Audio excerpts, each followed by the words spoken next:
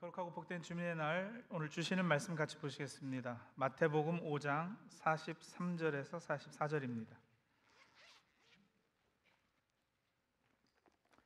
마태복음 5장 43절과 44절, 우리 같이 한 목소리로 읽겠습니다. 내 이웃을 사랑하고 내 원수를 미워하여라 하고 말한 것을 너희는 들었다. 그러나 나는 너희에게 말한다. 너희 원수를 사랑하고 너희를 박해하는 사람을 위하여 기도하여라. 아멘. 제가 미국에 이민 와서 자란 교회에 도서실이 있었습니다. 그 도서실에 책이 꽤 많았는데 보이스 출판사라는 곳에서 만들어낸 책들이었습니다. 요즘은 두란노 출판사, 규장 출판사 이런 데에서 기독교 서적을 많이 만들어내잖아요. 예전에는 보이스 출판사라고 있었어요. 근데 그 출판사에서는 종말론 관련 서적을 많이 출판했었습니다. 문제는 이 책들이 지금은 한국 교계에서 이단으로 낙인 찍힌 서달성 목사 같은 이들이 주장하던 종말론에 치우쳐 있었다는 거죠. 책 제목들이 컴퓨터와 666, 666과 세계 정부, 유태인의 세계 지배 전략, 뭐 이런 것들이었어요. 책 겉표지에 이마에 바코드가 이렇게 콱 찍힌 사람 얼굴 사진이 있었고요. 휴거라는 제목의 소설책도 있었는데 그 책을 읽고 받았던 충격이 아직도 생생합니다. 대충 분위기 아시겠죠? 극단적 세대주의 신학이 주장하는 종말론의 가르침을 주는 책들이었습니다. 제가 고3 때 그리고 대학 들어가서도 몇 년을 그 책들을 읽고 그들이 주장한 종말론에 심취해 있었습니다. 그래서 담임 목사님한테 찾아가서 목사님은 왜 요한계시록 설교 안 하십니까? 왜 목사님은 휴거에 대해서 가르쳐 주지 않으십니까? 이러다 우리가 휴거 못 받으면 책임지실 겁니까? 막 이렇게 따지고 그랬어요. 지금 생각해보면 참 당돌했죠. 또 무식하니까 용감하기도 했던 거예요. 이 주제와 관련해서 제가 그동안 신앙생활 해온 중에 흑역사이기도 하고 그래서 부끄러워서 잘 꺼내지 않은 일을 하나 말씀드리자면 1992년에 휴거가 있을 거라고 다미선교회의 이장림 목사를 중심으로 한국에 휴거 열풍이 거세게 일어났었던 때가 있습니다. 기억하시나요? 그때 아직 태어나지도 않으셨는 분들이 계시죠? 다가올 미래를 준비하라 해서 다미 선교회였잖아요. 안 그래도 보이스 출판사 책들 때문에 극단적 세대주의 신학에 노출되어 있었는데 92년에 휴거가 있다고 다들 막 들썩들썩 하니까 제 마음도 급해졌어요. 그래서 제가 소위 그 동네에서 예언기도 잘 하신다는 권사님을 찾아갔다는 거 아니겠습니까? 그래서 여쭤봤어요. 예언을 하신다니까 미래를 아실 걸로 생각해서 기도받으면서 여쭤봤어요. 권사님, 진짜 휴거가 있을 겁니까? 저는 휴거 받습니까? 그래 지금 되돌아보면 참 감사한 일인 게 그 예언 잘 하시는 권사님이 이러셨어요. 휴거가 있건 없건 상관 말고 그냥 하던 대로 교회 잘 다니고 주일학교 교사 청년부 활동 열심히 하라고. 그분이 만약에 그때 다르게 말씀하셨다면 제 열심에 아마 그 동네 다미선교회 지부장 정도는 충분히 했을 겁니다. 하여간에 교회 도서실의 책들을 읽고는 의심 없이 그런 줄만 알고 지냈어요. 나중에 신학교에 가서 제대로 배워서 성경을 공부해 보니까 그 책들의 주장은 그냥 쓰레기 음모론 수준이었습니다. 휴거를 당연한 것으로 알고 믿고 있었는데 그게 잘못된 성경 해석과 오류가 심한 신학 책에서 나온 잘못된 교리인 사실을 확인하면서 이게 뭐 충격뿐만 아니라 너무 괴로웠어요.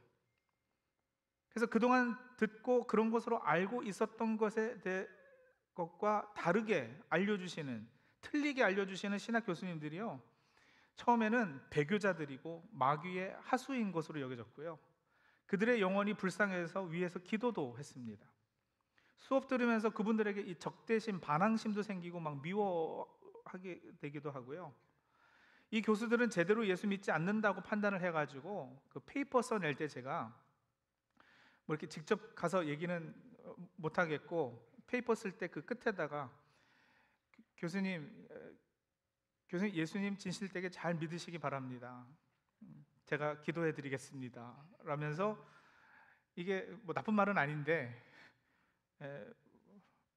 축복하는 투였지만 가시가 있는 멘트를 그렇게 적어서 내곤 했던 기억이 있어요.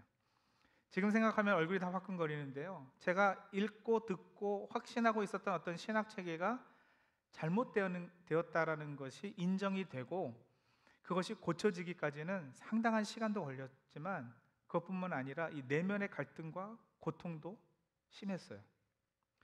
성도들, 요즘 자주 언급되는 확증 편향이라고 들어보셨죠? 자신의 기존 신념이나 주장을 뒷받침하는 정보만 받아들이고 반박하는 정보는 무시하거나 과소평가하는 경향을 말하는 거예요. 이 체리 피킹해서 정보를 습득하는 거죠. 근데 그렇게 되면 우리가 세상을 바라보는 방식에 영향을 미쳐서 객관적인 판단을 흐리게 하고 잘못된 결론에 도달할 수 있게끔 하는 거예요. 그게 위험하죠. 제가 누군가에게 사상 체질학에 근거해서 제 체질은 채소를 멀리하고 고기를 많이 먹어야 건강하다는 얘기를 들었어요. 채소, 밀가루는 멀리하고 고기를 많이 먹어야 된다. 그것도 닭고기보다는 소고기가 더 좋다. 안 그래도 고기 좋아하는 제가 그런 소리를 들으니까 이게 확 와닿잖아요. 저는 그것이 사실이라고 지금도 확신합니다. 이 확신에 근거해서 제 식습관이 많이 바뀌었어요. 아내는 딱 이런 경우가 확증 편향이라고 채소 많이 먹으라고 과일 많이 먹으라고 챙겨주는데 이게 바뀌지가 않는 거예요. 머리로는 알아요.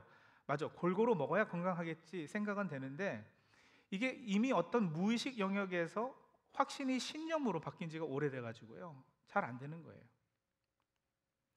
하여간 지금 돌아보면 확증 편향이 뭔지도 몰랐지만 대학 시절 분명 제가 그랬단 말이죠.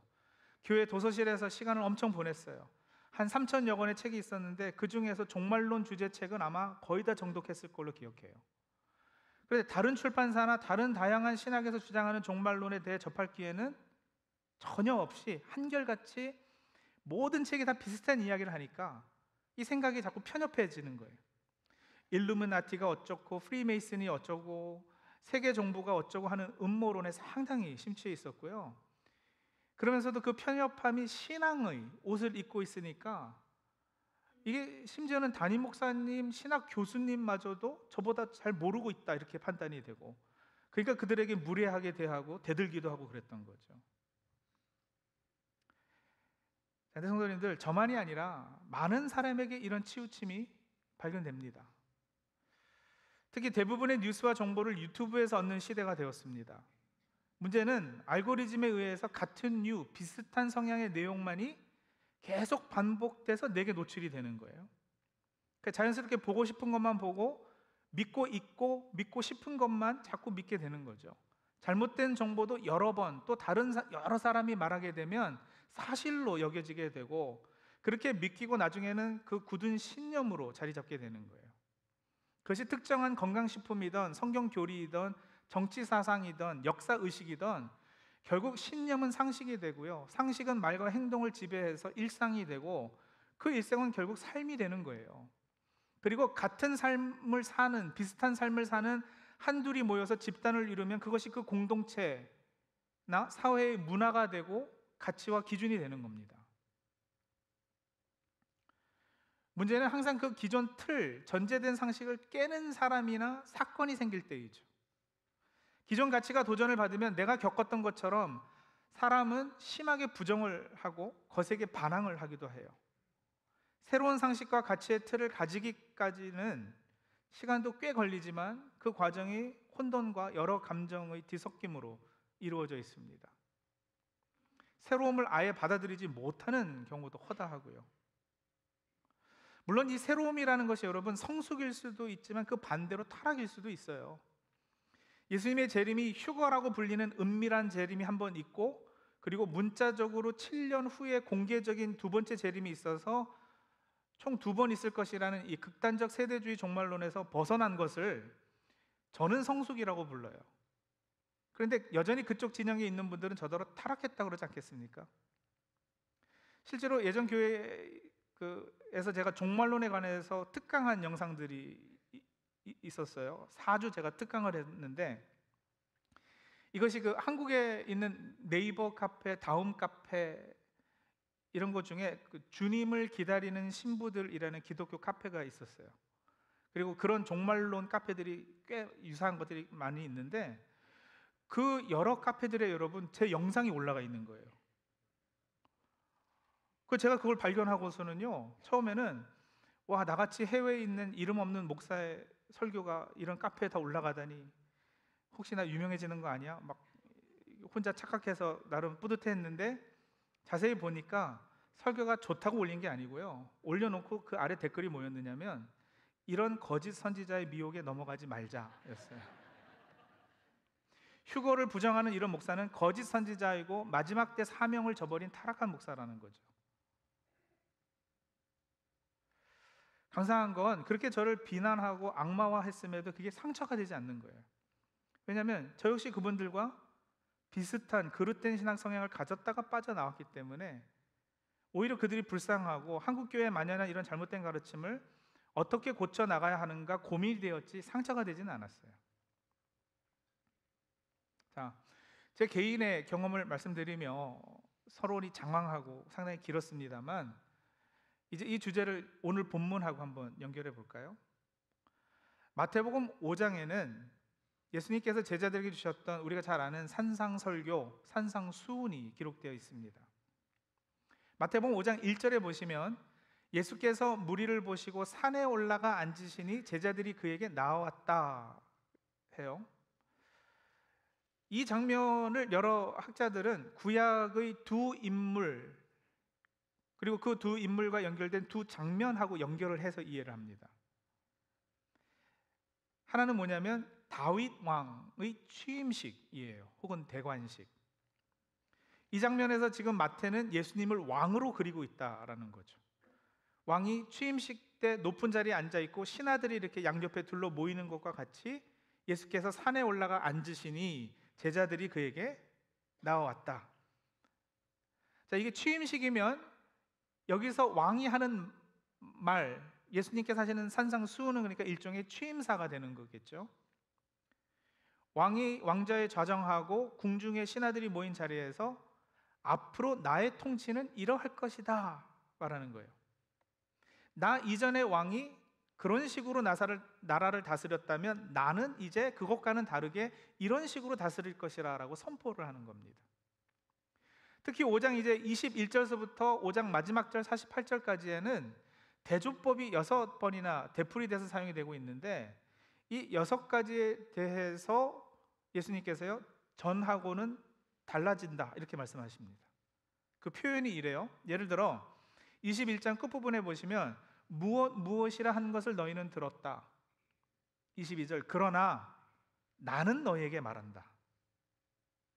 여러분, 이 표현이 6번 되풀이 된다고요. 27절 28절 보세요. 간음하지 말아라 하고 말한 것을 너희는 들었다. 그러나 나는 너희에게 말한다. 31절 32절 그에게 이혼 증서를 써주어라 하고 말하였다. 그러나 나는 너희에게 말한다. 33절 34절 무엇 한 것을 너희는 또한 들었다. 그러나 나는 너희에게 말한다. 38절 39절 마찬가지고요. 오늘 우리가 읽은 43절 44절에도 무엇이라고 하고 말한 것을 너희는 들었다. 그러나 나는 너희에게 말한다.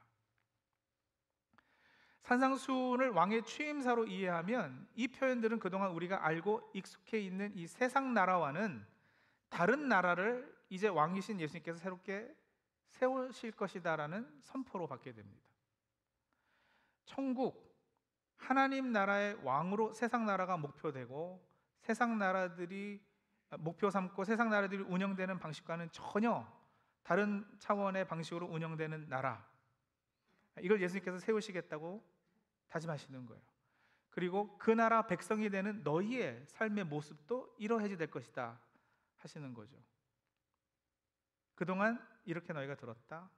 그러나 나는 너희에게 말한다.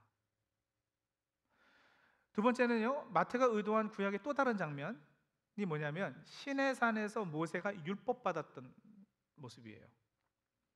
마치 모세가 시내산에 올라서 하나님께 십계명을 받아서 백성에게 전한 것처럼 마태는 이제 예수님을 새로운 모세로 소개하고 있는 거죠.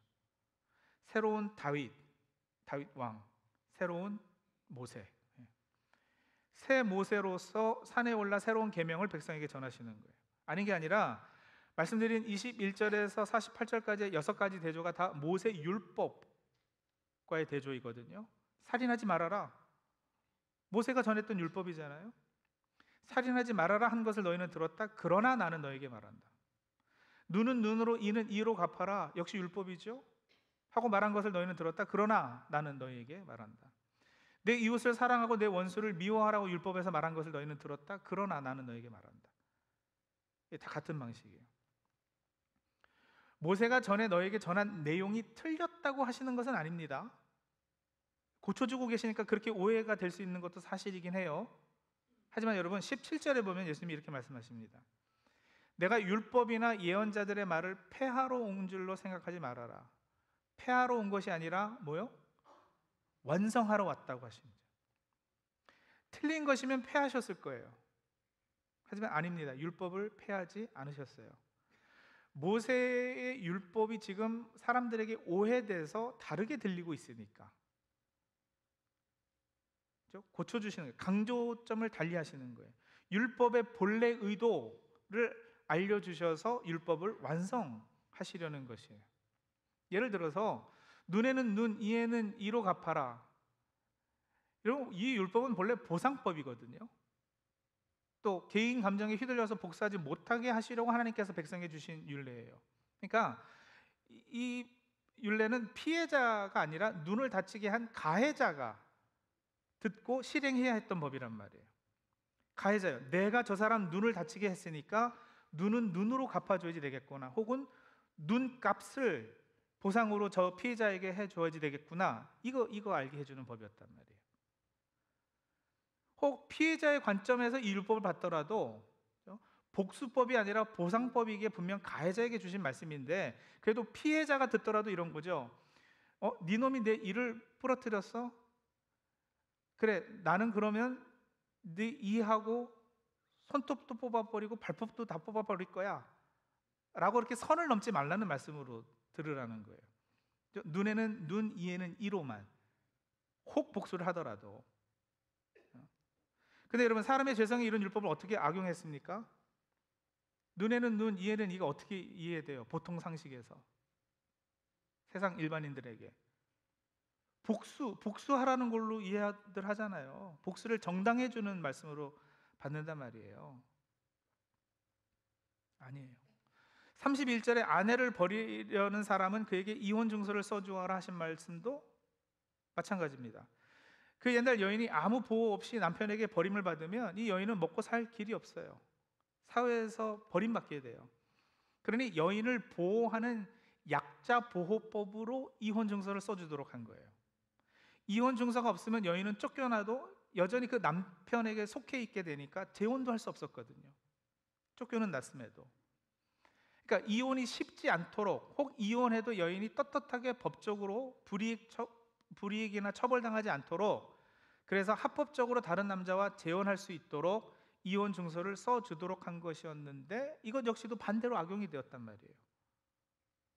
어떻게 해요? 밥 태웠다고 이혼 증서 써서 쫓겨내고, 못생겼다고 이혼 증서 써서 쫓겨내고, 반찬이 맛없네? 그리고 이혼 증서 써서 너무도 쉽게 이혼할 수 있게끔 된. 이렇게 선한 율법을 악하게 이용하고 있었던 당시 사람들에게 율법의 정신은 있고 율법주의, 문자주의에 빠져 있었던 사람들에게 예수님께서 너희는 그렇게 듣고 있지만, 그렇게 들었지만 나는 너에게 말한다 하시면서 고쳐주시고 본래 그 의미를 알려주시는 거예요. 하지만 이미 모세 율법에 대한 그릇된 해석과 자기 좋은 대로의 적용은 기존 상식이 되었고요. 그래서 그 상식이 그 사회의 가치와 문화가 되어 있는 상황에서 율법에 대한 예수님의 새로운 해석과 적용은 받기가 쉽지 않죠. 말씀을 듣고 자기 생각을 고치고 새로운 다윗이요 새로운 모세인 예수님의 말씀을 따라 새로운 상식과 기준을 세워가는 사람들 분명 있었겠지만 더 많은 사람은 그것을 비웃었고 반항했고 기존 틀을 무너뜨리는 위험 인물로 간주해서 결국 그를 십자가에 못 박고 말았어요. 성도님들, 그 당시 사람들도 예수님의 말씀에 이렇게 다양한 반응을 보였지만 오늘날도 그렇지 않겠습니까? 저와 우리 성도님들은 예수님 말씀에 어떻게 반응하셔요? 너희는 그렇게 알고 있지, 그렇게 들었지, 그러나 나는 너희에게 말한다 했을 때 어떤 반응들이 있겠느냐고요. 예수님 하신 말씀들이 여러분 우리가 받아 실천하기 쉬운 말씀들이 아니에요. 산상수훈의 교훈들만 해도 그렇잖아요. 억울한 일을 당해도 똑같이 갚지 말라고 하시잖아요. 그러나 나는 너에게 말한다. 악한 사람에게 맞서지 말아라. 누가 내 오른뺨을 치거든 왼쪽 뺨마저 돌로 대라. 여러분, 오른쪽 뺨을 맞는 것은 보세요. 제가 상대방의 뺨을 때리면 제가 오른손잡이면은 저 사람은 어느 뺨을 맞게 돼요? 그죠?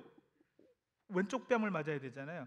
그런데 오른쪽 뺨을 치거든 이라는 것은 뭐냐면은 때리는 사람이 왼손잡이가 아니라면 상대방이 오른손 등으로 때렸다는 얘기예요. 그러니까 이렇게 때리지 않고 이렇게 등으로 때렸다.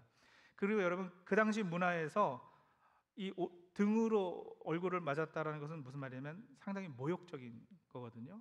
손바닥으로 때리기도 더럽고 아깝다. 그래서 등으로 쳐버리는 거예요. 근데 그런 수모를 당했는데도 어떻게 하라고요? 다른 쪽 뺨까지 돌려대어라. 사실 그럴 수 있는 사람이 어디 있어요? 물론 이것도 문자적으로 그러라는 건 아니에요, 그렇죠? 그 정신을 실천하고 살라는데 그게 쉽겠느냐고요. 달라는 사람에게 주고 꾸려고 하는 사람을 물리치지 말아라. 이웃은 사랑하고 원수는 미워하는 것이 너무도 당연한 세상 이치, 사람 사는 이치인데 그렇게 우리는 그동안 들어왔는데 그러나 나는 너에게 말한다. 뭐라고요? 너희 원수를 사랑하고 너희를 박해하는 사람을 위하여 기도하여라. 여러분 이건 기존 상식만 깨는 것이 아닙니다. 삶의 방식, 존재 방식부터 바꾸라는 거예요. 예수님의 말씀이 이렇게 사람의 존재 밑바닥부터 바꾸고자 하시는 거예요. 그러나 너무나도 안타까운 것은 예수님께 그 말씀을 들었던 백성들도 그렇지만 우리 같이 교회 다니고 설교 듣고 성경 구절을 외우고 다니면서도 많은 이들이 옛부터 가지고 있었던 기존 신념을 쉽게 바꾸지 못해요. 그런 얘기 들어보셨나요? 모든 외래 종교가 한국에서는 샤머니즘화 되었다고요? 유교가 들어와서 샤머니즘의 요소를 강하게 가지게 되었고요. 불교가 들어와서도 샤머니즘과 섞여서 독특한 형태를 띠게 되었고 기독교도 절대 예외가 아니죠. 그렇게 배척하고 싫어하지만 한국 기독교에서 무교, 무속신앙을 구별해서 떼내는 것은 거의 불가능하다 그래요. 한국 민족의 의식 구조와 신앙 패턴은 그것이 불교이든 기독교이든 상관없이 무속의 지배를 받고 있고 그 기능적 성격이 다분히 샤머니즘적이라는 거예요. 그러니까 무슨 말이냐? 여러분 우리가 교회를 다니지만 하나님의 말씀으로 우리 속 사람이 존재가 바뀌고 이런 게 아니고요. 그냥 기독교라는 겉옷만 바꿔 입었다라는 거예요. 속은 여전히 무속 신앙을 가지고 있고 종교 기능은 무속이 하고 있고 하나님의 말씀은 우리 기존 종교성도 깨고 그릇된 신념과 사상도 부수고 우리 존재 자체를 새롭게 하는 능력이어야 합니다. 그러니 사실 말씀을 대할 때 설교를 들을 때마다 늘 마음이 평안하고 위로가 되고 그러면 안 되는 거예요. 그럴 때도 물론 있어야지만 여러분 그동안 제 설교 들으면서 전해지는 메시지에 막 화가 날 정도로 반항이 되고 내가 그동안 알고 있었고 믿고 있던 것과 반대되거나 틀려서 막 거세게 따지고 싶었던 적이 얼마나 되세요? 전혀 없으셨으면 설교 제대로 들으신 게 아니에요. 아니면 제가 설교를 제대로 못한 거예요. 둘 중에 하나입니다. 하나님의 말씀이 제대로 선포되면 너희가 그렇게 들었다. 그러나 나는 너희에게 말한다. 하시는 음성이 들려야 해요. 그래서 매주는 아니더라도 가끔 그렇게 내가 가지고 있던 신념이 깨져야지 되고요. 세상에서 그동안 듣고 배워왔기에 내 확고한 철학이 되어 있던 것, 나를 나대게 한 어떤 사상이 부서지고 무너지고 적어도 도전받아서 갈등하게 되는 일들이 있어야 하는 겁니다. 30년, 40년 예수 믿고 교회 다녔는데 여러분 자라면서 주입받았던 그 생각, 사상, 정신이 하나도 깨지지 않고 그냥 똑같다? 아니 더 확고해졌다? 어렸을 때 엄마 아빠한테서 배운 그 얘기들이 더 뿌리 깊게 내 속 안에서 자리 잡고 작동하고 있다? 학교 다니면서 선생님들이 가르쳐 주셨던 어떤 이야기들, 사회에서 또래 친구들, 그 문화에서 얻어진 거, 영화, 드라마에서 보고 배운 이런 것들이 여러분 말씀에서 들은 것들보다 더 깊게 뿌리 내리고 있다면, 물론 그것들이 다 잘못됐다는 것은 아니지만요, 예수 믿고 바치는 가치관, 새로운 상식을 소유하게 됨, 이런 것들이 있어야 하지 않겠느냐고요. 신앙생활 하시면서 그렇게 바뀐 것들이 뭐가 있으셔요? 한번 따져보세요. 믿고 있던 교리의 입장이 바뀐 것이 있으세요? 전에는 휴거를 믿었는데 말씀을 제대로 공부하니 아니네요. 그거는 건전하지 않은 교리네요 하면서 제가 경험했듯이 많은 갈등과 번민 가운데 알을 깨고 나오는 듯한 경험 해보신 적이 있으십니까? 정치적 신념은요, 전에는 보수였는데 지금은 약간 진보입니다 라든지, 전에는 진보였는데 요즘에는 보수가 되었습니다 하는 건 없으세요? 그렇다면 왜요? 어떻게 해요? 어떤 과정을 통해서 그렇게 되셨는데요? 이거 따져보셔야 된다고요. 그리고 사실 여러분, 이제는요, 무조건 진보 보수의 레이블링을 피해야지 돼요. 너무 많은 사람이 그것 때문에 다치고 상처를 받아요.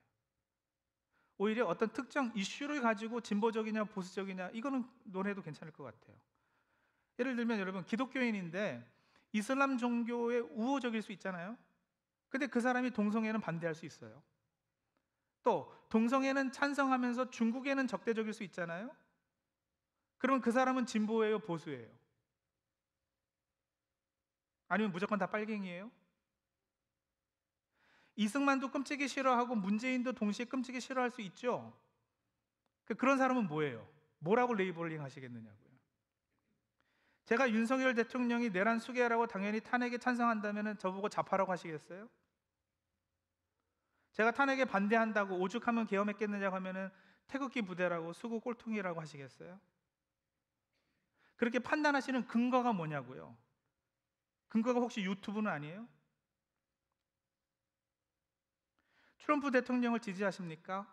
그가 내리는 행정명령들에 대해서 어떤 판단을 하고 계십니까? 그리고 그 판단과 입장이 어떻게 세워졌느냐고요.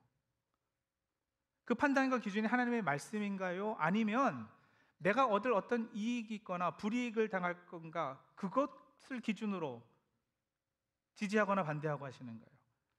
세상 사람들은 그래야죠, 그렇죠? 그거 이상이 없을 테니까. 근데 우리는 다르지 않아요?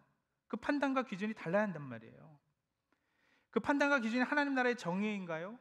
아니면 그 기준이 그냥 개인 이기주의이고 그 개인 이기주의의 합집합인 민족주의인가요? 민족주의가 기독교 신앙에 겉옷을 걸치고 있는 것을 우리가 크리스천 내셔널리즘이라고 그러거든요. 기독교 민족주의. 근데 여러분, 기독교 민족주의가 가지는 가치는 과연 하나님 나라의 가치와 같거나 호환성이 있는 걸까요? 예, 어떻게 해요? 아니요, 어떻게 해요? 예라고 하시던 아니라고 하시던 생각하는 과정, 논리의 근거와 판단의 기준이 무엇인지 확인하고 답해보자라는 거예요. 신학교 다닐 때 제가 당시 우리 교단에서 큰 이슈였던 동성애자 목사 안수에 관해서요, 교수님이요, 반에 딱 들어오시더니 반을 딱 나눠가지고 니네는 찬성하고 니네는 반대팀이고 이렇게 클래스를 나누셨어요. 반대해도 찬성팀에 들어가면 왜 찬성하는지, 찬성해도 반대팀에 들어가면은 왜 반대하는지 서로 근거를 대고 서로 그러니까 말싸움을 시킨 거예요. 알교하라는 거예요. 그래서 어떤 근거로 찬성팀에 들어가 있으면 찬성하는지를 논리적으로 설명하고 그 반대 의견은 반박해야지 됐어요. 교수님이 나중에 학점을 주시는데 찬성했다고 주고 뭐 반대했다고 안 주고 이게 아니고요, 그 논리와 판단을 어떻게 어떤 과정을 통해서 했느냐를 보시고 점수를 주셨어요. 그리고 학생 한 명 한 명이 말한 것에 대해서 다 코멘트를 하셨습니다. 성경을 근거로, 그리고 또 그 성경을 또 문자적으로만 읽었는지 아니면 시대와 문화와 상황을 고려해서 해석했는지, 그 해석이 정당한지, 그 해석이 오늘 우리 시대에 어떻게 적용이 되어야 되고 그 해석과 적용에 하나님의 성품은 어떻게 연결이 되어 있는지, 그러니까 생각하는 훈련, 자기 편견과 신념을 말씀보다 우선하는 잘못도 목사들도 늘 하기 때문에 그것에서 벗어나는 훈련을 하게 하신 거죠. 성도님들, 성경 들고 아멘과 할렐루야를 외친다고 모두가 참 기독교가 아니에요. 우리가 참 자주 속습니다. 속지 않으려면 내가 누구의 음성을 듣고 있고 누구의 말씀을 근본, 기초 삼고 있는지를 따져야 합니다. 예수님의 말씀과 그분의 성품과 삶을 기준으로 트럼프 대통령과 그의 정책을 지지하시나요? 그것을 기준으로 반대하시나요? 현재 한국의 정치 상황을 어떻게 판단하고 계십니까? 탄핵 지지든 반대든 민주당이 옳다 아니다, 국민의힘이 맞다 아니다 틀렸다 나름 다 판단하고 계시잖아요, 그죠? 분명 그러실 거예요. 그런데 성도님들, 내가 가지고 있는 그 판단의 근거, 믿은 신념의 근거, 이건 한번 따져보자라는 거예요. 혹 목사라는 사람이 앞에 나서서 뭐라고 해도, 특히 유명하고 많은 이들이 따른다는 목사의 말이라고 해도 그것이 하나님 말씀에 부합한지 따져보셔야 합니다. 아니면 거짓 선동을 당하실 위험이 큽니다. 내가 믿고 있는 신념과 그 신념에 기초해서 하게 되는 어떤 행동이 과연 예수님의 성품과 부합한지 따져보셔야 합니다. 아니면 주의 이름으로 많은 권능을 행하고도 나중에 내가 너를 도무지 모른다는 꾸지람을 주님께 들으실 수 있습니다.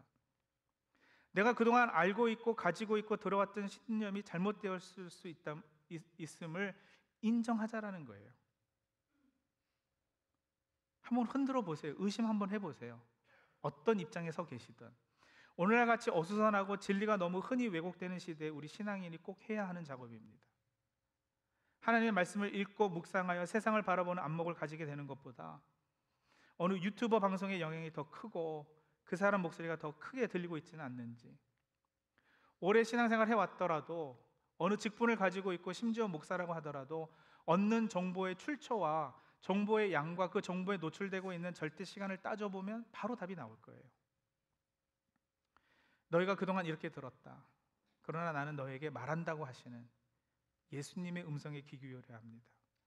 그 작업이 끊임없이 되지 않는 이상 우리는 세상의 거친 물결을 따라 휘둘리게 되고 말 것입니다.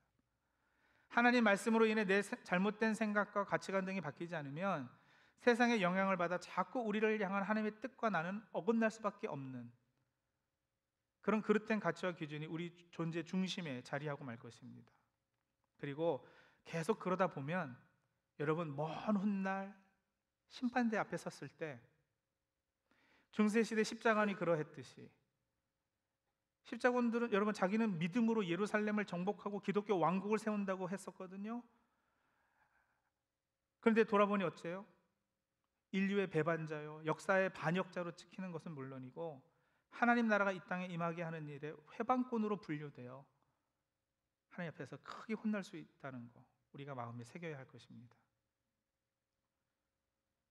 기도하시죠.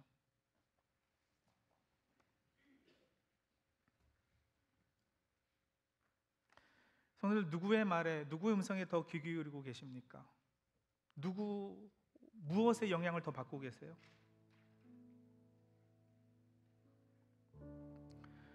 세상 돌아가는 일에 대해서 역사의 흐름을 어떻게 보고 계시는지, 내가 가지고 있는 그 역사 의식은 어떻게 세워졌는지,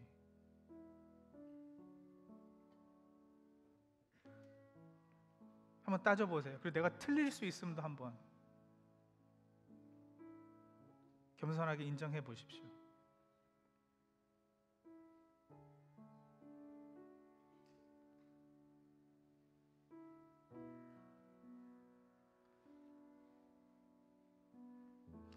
여러분, 30년대, 40년대 한국에서 어린 시절 보낸 사람하고 70년대, 80년대 보낸 사람하고 생각이 다를 수 있잖아요. 근데 그거 다른 생각을 절대 진리라고 하고 서로 분열하고 반목하고 그럴 수 있어요, 세상은요. 근데 여러분, 우리는 그것을 뛰어넘어서 예수님의 말씀이 기준이 되면 또 그래야 되는 사람들이지 않겠어요? 예수님의 제자들 중에는요, 열심당원도 있었고요, 세리도 있었어요. 극과 극이에요. 아주 극단적인 진보, 극단적인 보수가 함께 예수님의 제자였어요. 그 사람들이 예수님의 십자가와 부활을 겪고 나서 하나님 나라 일꾼들로 서게 돼요.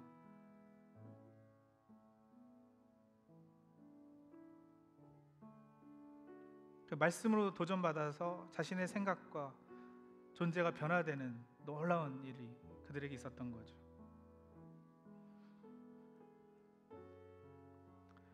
오늘 주신 말씀을 한번 곰곰이 묵상하면서요, 하나님 나라 백성으로 새로운 기준과 가치를 살아내는 사람 되게 도와주옵소서. 우리 그렇게 기도하며 나가도록 하겠습니다. 내가 믿고 있는 거, 내가 확신하고 있는 것들 한번 흔들어 보시고, 하나님의 말씀과 하나님의 성품에 근거해서 그것들을 다시 한번 새롭게 판단하는 그런 시간도 우리 가지기를 원합니다. 기도하시죠.